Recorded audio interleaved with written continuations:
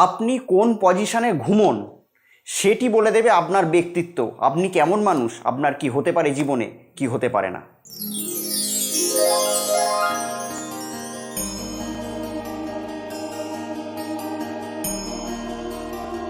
নমস্কার, আমি অয়ন, আপনাদের বন্ধু, আবারও হাজির আপনাদের সামনে এবং আপনাদেরকে স্বাগত জানাচ্ছি আপনাদেরই চ্যানেলে। আপনারা সবাই কেমন আছেন? আশা করি আপনারা সবাই খুব খুব খুব ভালো আছেন এবং সেই আশা নিয়েই শুরু করছি আজকের অনুষ্ঠান। প্রথমত বলে রাখি, যারা আমার সঙ্গে পার্সোনাল কিংবা প্রফেশনাল লাইফ নিয়ে কোনো সমস্যার মধ্যে আছেন, আমার সঙ্গে যোগাযোগ করতে চান, তারা স্ক্রলে যে বুকিং নাম্বার যাচ্ছে সেই বুকিং নাম্বারে সরাসরি ফোন করে আমার সঙ্গে যোগাযোগ করতে পারেন। আজকে যে অনুষ্ঠানটি নিয়ে আমি আপনাদের সামনে উপস্থিত হয়েছি সেটা হলো ঘুম। হ্যাঁ, আমাদের লাইফস্টাইলে দৈনন্দিন জীবনে ঘুম হচ্ছে একটা মোস্ট ইম্পর্ট্যান্ট পার্ট। কেননা আমরা সারাদিনের কর্মব্যস্ততা ফেলে যখন আমরা বাড়িতে ফিরে রাত্রিরে খাওয়া দাওয়া শেষ করে আমরা শুয়ে পড়ি, শুয়ে আবার আমরা পরের দিন সেই কর্মের মধ্যে লিপ্ত হতে পারি। ঘুম এমন একটা জিনিস যে আপনার মধ্যে এনার্জিকে ইনটেক করে, মানে সারাদিন আপনি যে এনার্জিটা খরচা করছেন আপনার কর্মের মধ্যে দিয়ে, আবার রাত্রে ঘুমের মধ্যে দিয়ে কি হয়, সেই যে এনার্জিটা আপনি যেটা লস করছেন সেই এনার্জিটা আপনি আবার শরীরে ইনটেক করেন, একটা রেস্ট নেওয়ার জায়গা। তো ঘুম খুবই একটা এসেনশিয়াল পার্ট আমাদের লাইফে।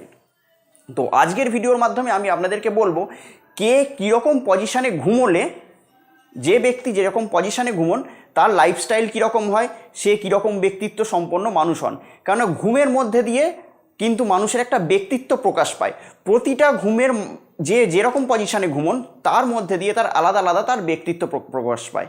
একটা সার্ভেতে দেখা গেছে যে 100-এর মধ্যে 5% মানুষ শুধুমাত্র রাত্রে যখন ঘুমানোর তাদের পজিশান চেঞ্জ করে, 95% মানুষ যে পজিশানে ঘুমায় সেই পজিশানেই রাত্রিরে পজিশান চেঞ্জ করে না। মূল ভিডিওটি শুরু করার আগে একটা গল্প আমি আপনাদের সঙ্গে শেয়ার করতে চাই।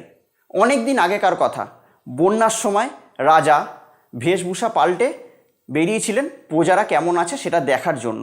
তো তিনি রাত্রে প্রজারা কেমন আছেন সেসব দেখে যখন তিনি রাজমহলে প্রবেশ করছেন, তখন তিনি দেখেন যে মহলের সামনে একজন ভিখিরি দাঁড়িয়ে আছে। তার মোটা কাপড় ছিল না, শীতকাল, কোনো মোটা কাপড় নেই, একটা পাতলা কাপড় জড়িয়ে সে আছে। তখন রাজা বহুত হতচকিত হলো তাকে দেখে বলে, কী হলো ভাই, তুমি এই শীতের মধ্যে একটা পাতলা কাপড় পরে আছো, তোমার ঠান্ডা লাগছে না? তখন সেই লোকটি অর্থাৎ ভিখিরিটি হেসে তাকে বলেছিলেন যে, রাজাবাবু, আমার তো মোটা কাপড় নেই, আর এই সরু কাপড় পরে পাতলা কাপড় পরে থাকতে থাকতেই আমার অভ্যেস হয়ে গেছে, ভগবান সেই শয়ন শক্তি আমার মধ্যে দিয়ে দিয়েছে, আমার মোটা কাপড়ের প্রয়োজন হয় না। তখন রাজা বললেন যে, কেন? আমি ভেতরে যাচ্ছি, গিয়ে আমি মোটা কাপড় নিয়ে আসছি, তুমি থাকো। তারপরে রাজা অন্দরমহলে চলে গেলেন। অন্দরমহলে গিয়ে তারপরে তিনি ভেতরের কাজে তিনি এমন ব্যস্ত হয়ে পড়লেন যে বাইরের সেই ভিখিরিটিকে দেয়া কথা তার মাথা থেকে বেরিয়ে গেল।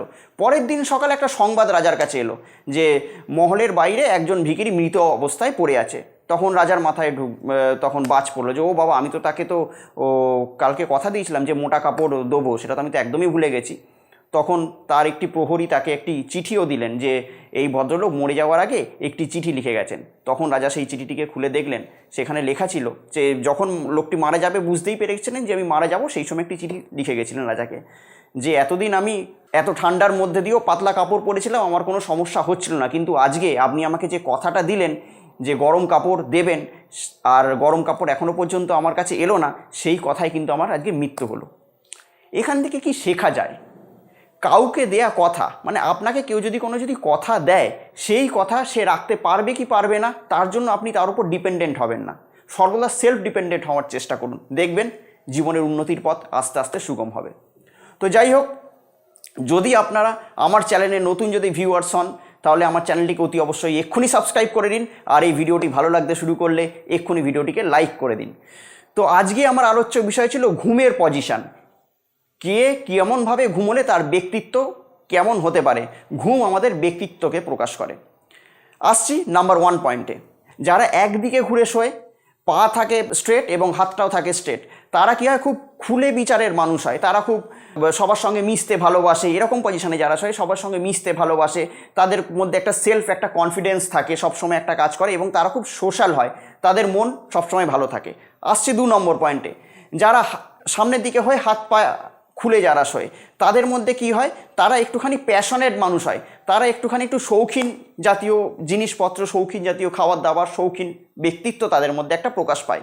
এবার আসছি 3 নম্বর পয়েন্টে, যারা সাবধান মুদ্রায় ঘুমোয়, যারা সাবধান মুদ্রায় ঘুমোয় তাদের মধ্যে কি হয়, তারা একটু রিজার্ভ পার্সন হয়, অর্থাৎ তারা কথাবার্তার মধ্যে দিয়ে তাদের মধ্যে রিজার্ভ থাকে, তাদের ব্যক্তিত্বপূর্ণ একটা মানসিকতা থাকে, কিন্তু তারা আবার খুব প্র্যাকটিক্যাল হয়, মানে দিনকে দিন এবং রাতকে রাত বলতে তারা কিন্তু প্রচণ্ড পছন্দ করে। এবার আসছি নেক্সট, অর্থাৎ যারা স্টারফিশ মানে হাত হাত পা ছড়িয়ে যারা শোয় তাদের একটু, তারা কী হয়, মানুষের সঙ্গে মানুষ তারা মিশতে খুব ভালোবাসে, মানে তাদের মধ্যে একটা বন্ধুত্ব সুলভ, তারা এমনভাবে শুয়ে থাকে মনে হয় যে দেখতে কাউকে তারা গলা জড়াচ্ছে, মানে তাদের মধ্যে বন্ধুত্বের প্রবণতা অনেকটা বেশি থাকে, তারা বন্ধুত্ব করতে ভালোবাসে, মানুষের সঙ্গে মিশতে ভালোবাসে, মানে তারা ব্রেন দিয়ে না, তারা হার্ট দিয়ে কথা বলতে ভালোবাসে।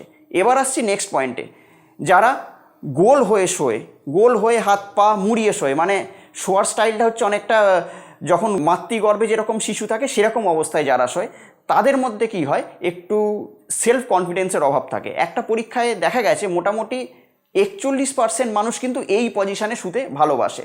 তো তাদের মধ্যে একটু সেলফ কনফিডেন্সের অভাব থাকে, তাদের মধ্যে একটুখানি ডিসিশান মেকিংয়ের একটুখানি প্রবলেম থাকে, তারা কাউকে একটু অবলম্বন করে বাঁচতে ভালো থাকে, বা সে মানে অবলম্বন করে বাঁচতে তাদেরকে হয়, কেননা এই মুদ্রায় যারা শোয় তারা কিন্তু নিজেদের মতো ডিসিশান নিতে পারে না, তাদের ডিসিশানের মধ্যে দিয়ে একটু কিন্তু একটা মানে কী বলবো, একটা ফ্রিকেল মাইন্ডের এরকম ব্যাপার থাকে। কিন্তু এদিক থেকে আবার তারা কি হয়, মন খোলা মানুষ হয়, তাদের মধ্যে কিন্তু কোনো রকম প্যাঁচ পুঁচ সেরকম থাকে না, মানে শোয়ার পজিশান যেরকম বাচ্চাদের মতো, তাদের মন মানসিকতাও কিন্তু বাচ্চাদের মতো থাকে।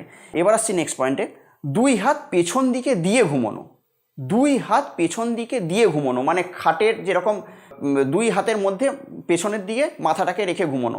তো এই অবস্থায় যারা থাকেন তারা অন্ততপক্ষে খুবই প্র্যাকটিক্যাল মাইন্ডেড হয়, তাদের মধ্যে ডিসিশান মেকিংয়ের শক্তি অত্যাধিক থাকে, এবং তারা যে ডিসিশানটা নেয় সেই ডিসিশানের ওপর তারা দৃঢ় থাকে, যে আজকে আমি একটা ডিসিশান নিলাম, সেই ডিসিশান আমার লাইফে আমি যতদিন বাঁচবো এই ডিসিশানের চেঞ্জ হতে দেবো না। এবং তারা কিন্তু প্রভূত অর্থ সম্পত্তিও কামায়, এবং তাদের ক্ষেত্রে কি হয়, তারা সবসময় একটু বিজনেস মাইন্ডেড, খুব প্র্যাকটিক্যাল মাইন্ডেড, মানে তারা যখন কারোর সঙ্গে মিশবে আগের থেকে তারা লাভ এবং ক্ষতির যে ক্যালকুলেশনটা, সেই লাভ এবং ক্ষতির ক্যালকুলেশনটা কিন্তু তারা করে নেবে। তো এইগুলো গেল আমার যে যেরকম পজিশানে ঘুমায় তাদের নেচার কীরকম হতে পারে। তো যাই হোক, ঘুম নিয়ে কিন্তু ঘুম আমাদের একটা অত্যাধিক একটা ইম্পর্টেন্ট পার্ট আমাদের লাইফে, কে কীরকমভাবে ঘুমন সেই নিয়ে আজকে আমি একটা আপনাদেরকে ভিডিও দিলাম। আপনারা যদি চান যে আরও কিছু বেটার অনেক কিছু নিয়ে আপনারা কিছু শুনতে চান, যে ঘুম নিয়ে কেমনভাবে কি হয় না হয়, এই নিয়ে আমি আরও বিস্তারিত আপনাদের সঙ্গে আলোচনা করব, তাহলে আমাকে একটুখানি কমেন্ট বক্সে কমেন্ট করে জানাবেন। আমি চেষ্টা করব যত সম্ভব তাড়াতাড়ি সম্ভব আপনাদের কাছে সেরকম ভিডিও নিয়ে উপস্থিত হওয়ার। কিন্তু যখন ঘুমোবেন সর্বদা মনে রাখবেন পা যাতে আপনার উত্তর দিকে থাকে। উত্তর দিক হলো কুবেরের দিক, অর্থাৎ আপনি কুবেরের দিকে হেঁটে চলছেন, অর্থাৎ আপনি ধনসম্পত্তির দিকে হেঁটে চলছেন, মানে আপনার জীবনে ধনসম্পত্তির উত্তর বৃদ্ধি ঘটবে। এইগুলো তো খুবই ছোট ছোট জিনিস, কিন্তু এই ছোট ছোট জিনিসকে মানলেই লাইফটা কিন্তু একটা বিশাল বড় একটা চেঞ্জ চলে আসে। এই জিনিসটাকে খেয়াল করে যদি আপনারা যদি এই ছোট ছোট জিনিসগুলো যদি মানতে পারেন, একটু একটু করে কম্পাউন্ডিং হতে হতে আপনারা যখন দেখবেন জীবন থেকে একটা বিশাল বড় একটা রিটার্ন পাবেন। তো যাই হোক, আজকের ভিডিওটি থাকলো এই পর্যন্ত। আবার নেক্সট কোনো দিন হাজির হব অন্য কোনো ভিডিও নিয়ে, কোনো টোটকা নিয়ে, কিংবা কোনো জ্যোতিষভিত্তিক আলোচনা নিয়ে। ততক্ষণের জন্য ভালো থাকবেন, সুস্থ থাকবেন এবং সবাইকে অতি অবশ্যই ভালো রাখবেন। নমস্কার।